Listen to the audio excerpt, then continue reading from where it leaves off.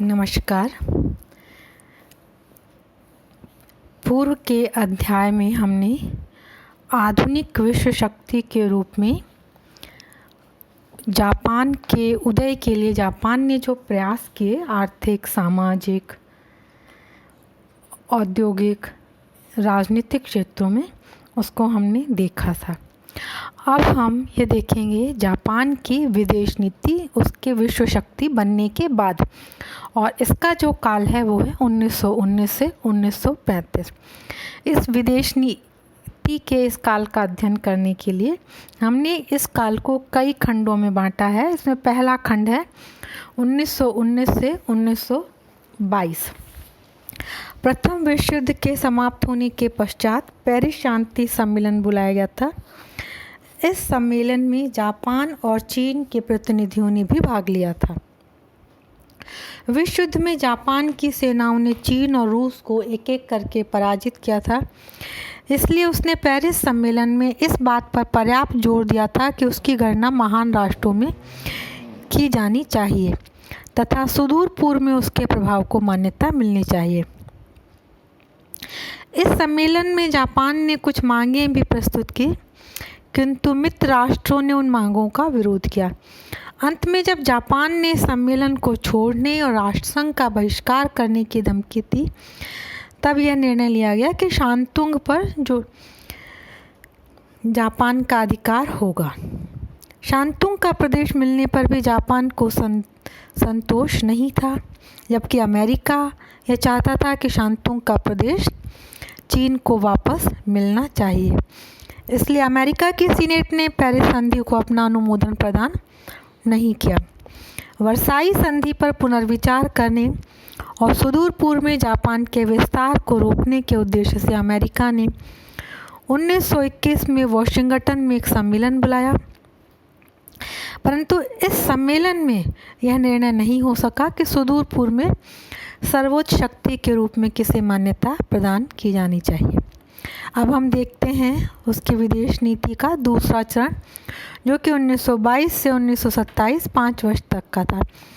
इस अवधि में जापान ने विदेशी नीति के क्षेत्र में सहयोग और सामंजस्य की नीति को अपनाया था। वॉशिंगटन सम्मेलन के पश्चात कुछ समय तक अमेरिका और जापान के संबंध मधुर बने रहे। आर्थिक संकट के समय अमेरिका ने जापान की मदद की 1922 में, किंतु 1924 में अमेरिका की कांग्रेस ने कुछ पक्षपातपूर्ण कानून बनाए, जिसके फलस्वरूप दोनों देशों के मध्य तनाव पुनः बढ़ गया।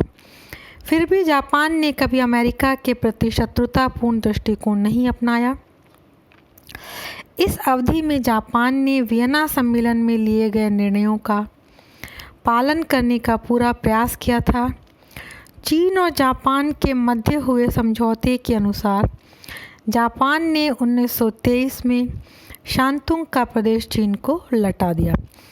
1925 में जापान ने चीन के उन परिवारों को क्षतिपूर्ति की धनराशि देने का आश्वासन दिया जिनके सदस्यों को शंघाई में पुलिस ने मार दिया था, किंतु नानकिंग पर बमबारी करने के प्रश्न पर जापान ने ब्रिटेन और अमेरिका को सहयोग देने से इनकार कर दिया। वस्तुतः 1922 के बाद जापान की विदेश नीति का मुख्य संबंध चीन से मैत्रीपूर्ण संबंध स्थापित करना था। जापान ने इस अवधि में रूस के साथ भी संबंधों को सुधारने का प्रयास किया। उसने 1922 में साइबेरिया से अपनी सेनाओं को हटा लिया और 20 जनवरी 1925 को रूस के साथ एक संधि संपन्न की। जापान ने जेनेवा के नौसैनिक सम्मेलन में भी भाग लिया और 1930 में लंदन की नौसैनिक संधि पर भी हस्ताक्षर किए। इसके अतिरिक्त जापान ने राष्ट्रसंघ और अंतर्राष्ट्रीय न्यायालय के साथ भी सहयोग किया। उसने केलॉग-ब्रियान समझौते पर भी हस्ताक्षर किए। अब हम जापान की नीति का जो तीसरा चरण है वो देखते हैं। इस चरण में जापान की विदेश नीति में परिवर्तन हुआ।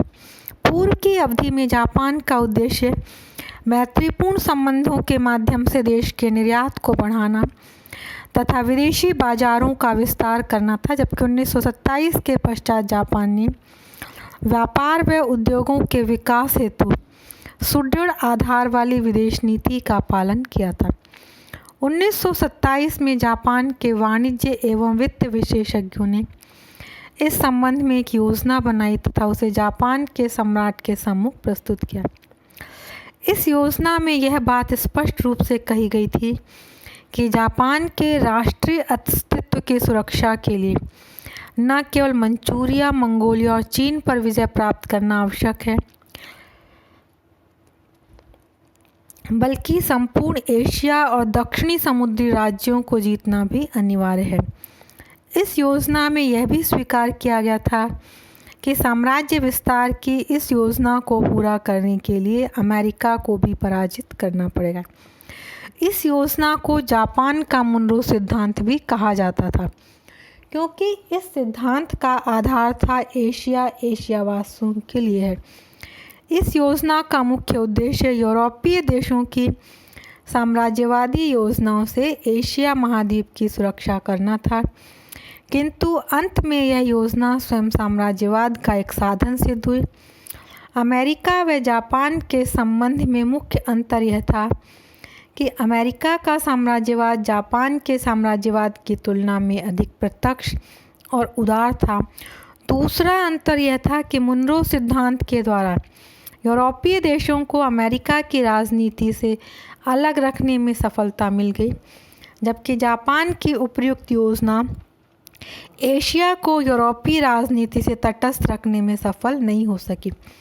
यद्यपि जापान का मंत्रिमंडल उपरोक्त योजना के अनुसार कार्य करने को तत्पर नहीं था, तथापि जापान के सैनिक कमांडरों ने अपनी प्रभावशाली भूमिका के बल पर इस योजना को स्वीकार करा लिया। अब है विदेश नीति का चतुर्थ चरण। पिछले 10 वर्षों तक शांतिपूर्ण विदेश नीति अपनाने के पश्चात जापान ने 1931 में साम्राज्यवादी विदेश नीति का पालन प्रारंभ किया। इसके कई कारण थे। चीन में राष्ट्रीयता की भावना का विकास हो रहा था, इसे जापान अपने लिए खतरा महसूस करता था। इसके अलावा चीन में रूस का प्रभाव बढ़ना प्रारंभ हो गया था। साम्यवादी रूस का प्रभाव बढ़ना जापान के राजनीतिज्ञों और सैन्यवादियों को पसंद नहीं था। तीसरा था 1930 के गंभीर आर्थिक संकट के फलस्वरूप जापान अपने माल की बिक्री हेतु नवीन बाजारों और बढ़ती हुई जनसंख्या को बसाने के लिए नवीन प्रदेशों की खोज करने को विवश हो गया था।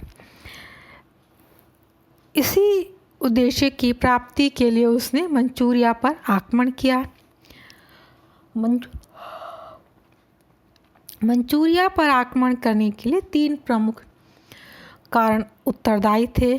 कच्चे माल की आपूर्ति के लिए उपयोगी क्षेत्र मानता था, अपने निर्मित माल की बिक्री के लिए एक अच्छा बाजार समझता था।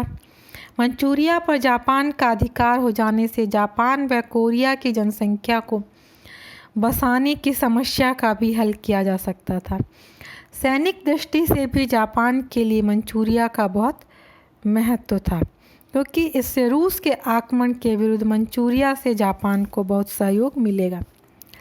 चीन भी मंचूरिया पर अपना अधिकार करने को उत्सुक था, क्योंकि चीन के राष्ट्रवादी अपनी राष्ट्रीय एकता और सुरक्षा के लिए मंचूरिया को चीन में मिलाना आवश्यक समझते थे। इस प्रकार जापान और चीन के मध्य मंचूरिया एक विवाद का विषय बन गया। मंचूरिया में कोरिया के निवासियों की संख्या अधिक थी, इसलिए वहां पर जापान का प्रभाव बढ़ने लगा। चीन ने कोरिया वासियों पर मंचूरिया खाली करने के लिए दबाव डाला। फलस्वरूप जापान और चीन के मध्य संबंधों में तनाव उत्पन्न हो गया। दक्षिणी मंचूरिया रेलवे लाइन के प्रकरण से इस तनाव में अधिक वृद्धि हो गई। अंततः जापान ने मंचूरिया पर आक्रमण किया और संपूर्ण मंचूरिया पर जनवरी 1932 में अधिकार हो गया। मंचूरिया प्रकरण से अंतर्राष्ट्रीय क्षेत्र में तीव्र प्रतिक्रिया हुई। जापान ने मंचूरिया के प्रति जो नीति अपनाई थी उसकी कड़ी आलोचना की गई। राष्ट्रसंघ जापान की अंतर्राष्ट्रीय विस्तारवादी नीति को रोकने में सफल नहीं हुआ। यद्यपि जापान पर कुछ प्रतिबंध लगाए, किंतु जापान ने उन प्रतिबंधों का पालन नहीं किया। इसके विपरीत जापान ने 9 देशों की संधि और केलॉग-ब्रियान समझौते का भी उल्लंघन किया। चूँकि राष्ट्रसंघ ने जापान के कार्यों की निंदा की थी, इसलिए जापान ने अपनी निंदा की प्रतिक्रिया स्वरूप 27 मार्च 1933 को राष्ट्रसंघ की सदस्यता से त्यागपत्र दे दिया। वस्तुतः ग्रेट ब्रिटेन की तुष्टीकरण की नीति के कारण राष्ट्रसंघ जापान के विरुद्ध कोई कार्यवाही नहीं कर सका। मंचूरिया को जीतने के पश्चात जापान चुप नहीं बैठा, उसने चीन की सीमा पर आक्रमण करना प्रारंभ कर दिया। अंत में 1933 में दोनों के मध्य एक समझौता हुआ, जिसके अनुसार चीन की दीवार से 5000 वर्ग मील तक चीन की सेनाओं को प्रतिबंधित कर दिया गया। 1934 में ही जापान की विदेश नीति में एक नया मोड़ आया, जब उसने एशिया का नया आदेश न्यू ऑर्डर फॉर एशिया के नाम से एक नवीन व्यवस्था की घोषणा की। इस व्यवस्था को जापान का मुनरो सिद्धांत भी कहा जाता है। यह आदेश वास्तव में पाश्चात्य देशों के प्रति चेतावनी सूचक था, क्योंकि इस आदेश में यह स्पष्ट घोषणा की गई थी कि पाश्चात्य देशों को चीन के मामले में हस्तक्षेप करने का कोई अधिकार नहीं है। खुले शब्दों में यह पश्चिमी देशों को चीन छोड़ने की चुनौती थी। पश्चिमी देश ब्रिटेन, अमेरिका और फ्रांस ने शांति बनाए रखने के उद्देश्य से चीन को सहयोग करना बंद नहीं किया। अब हम एक महत्वपूर्ण समझौता, जो कि एंटी कॉमिंटन समझौते के नाम से मशहूर है, उस पर दृष्टिपात करते हैं। अपनी स्थिति को सुरक्षित और मजबूत रखने के लिए और एशिया के नवीन आदेश को स्थापित करने के लिए जापान ने 25 नवंबर 1936 को एंटी कॉमिंटन समझौते पर हस्ताक्षर कर दिए। इसके फलस्वरूप जापान की विदेश नीति में महत्वपूर्ण परिवर्तन आ गया। 1937 में जापान ने चीन और रूस के विरुद्ध एक नया अभियान प्रारंभ कर दिया।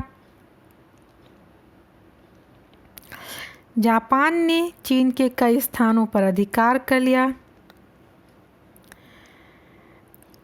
चीन के राष्ट्रपति चियांग काई शेक ने चीन की स्थिति को यथासंभव सुरक्षित करने का प्रयास किया, किंतु जापान के बढ़ते हुए कदमों को रोकने की सफलता नहीं मिली। दिसंबर 1937 में चीन की राजधानी नानकिंग पर भी जापानियों का अधिकार हो गया। जापान की साम्राज्यवादी और ये जो सैनिकवादी नीति थी, इसके कारण अनेक देश उसके शत्रु बन गए। 1939 में जब द्वितीय विश्व युद्ध प्रारंभ हुआ, तो जापान ने पश्चिमी देशों के विरुद्ध अपनी स्थिति को मजबूत करने का प्रयास किया। युद्ध के प्रारंभ में विजय का पलड़ा हिटलर की ओर झुका रहा। जापान ने भी जर्मनी के साथ युद्ध में सम्मिलित होने का निर्णय लिया था। उस समय सैनिक दृष्टि से जापान अत्यंत शक्तिशाली देश था। हिटलर ने जापान को रूस पर आक्रमण करने का परामर्श दिया, किंतु जापान ने इसे अस्वीकार करते हुए ग्रेट ब्रिटेन व अमेरिका के विरुद्ध लड़ने का निश्चय किया। जापान का यह निर्णय जोखिमपूर्ण था, किंतु अमेरिका द्वारा चीन को जो समर्थन मिल रहा था, उसे रोकने के लिए यह जोखिम उठाना आवश्यक था। जापान ने पर्ल हार्बर पर बमबारी करके अमेरिका को युद्ध में सम्मिलित होने को विवश कर दिया। युद्ध के प्रारंभ में जापान को मित्रराष्ट्रों के विरुद्ध आश्चर्यजनक सफलता मिली, किंतु 1943 के पश्चात उसकी स्थिति निरंतर गिरती गई और सभी मोर्चों पर जापानी सेनाओं का आगे बढ़ना रुक गया। अंत में 11 अगस्त 1945 को जापानी सेनाओं ने मित्र राष्ट्रों की सेनाओं के समक्ष आत्मसमर्पण कर दिया। इसके साथ ही द्वितीय विश्व युद्ध समाप्त हो गया। इस प्रकार 20वीं शताब्दी के चतुर्थ दशक तक जापान प्रत्येक दृष्टि से विश्व का आधुनिक महान देश बन चुका था। उस समय फार्मोसा, कोरिया, पेस्काडोरस द्वीप समूह, लियाओतुंग प्रायद्वीप पर उसका आधिपत्य था। पूर्वी एशिया और प्रशांत महासागर में उसकी स्थिति अत्यंत सुदृढ़ हो चुकी थी। सामुद्रिक शक्ति की दृष्टि से जापान की गणना विश्व में तीसरे स्थान पर की जाती थी। व्यापार और व्यवसाय के क्षेत्र में वह ब्रिटेन और अमेरिका जैसे उन्नतिशील देशों के समकक्ष हो गया था। लगभग 75 वर्षों से कम समय में ही पूर्वी एशिया के इस छोटे से देश द्वारा की गई उन्नति वस्तुतः आश्चर्यजनक थी। अब जापान बड़े से बड़े पश्चिमी देश के साथ लोहा लेने में पूरी तरह से सक्षम हो गया था। धन्यवाद।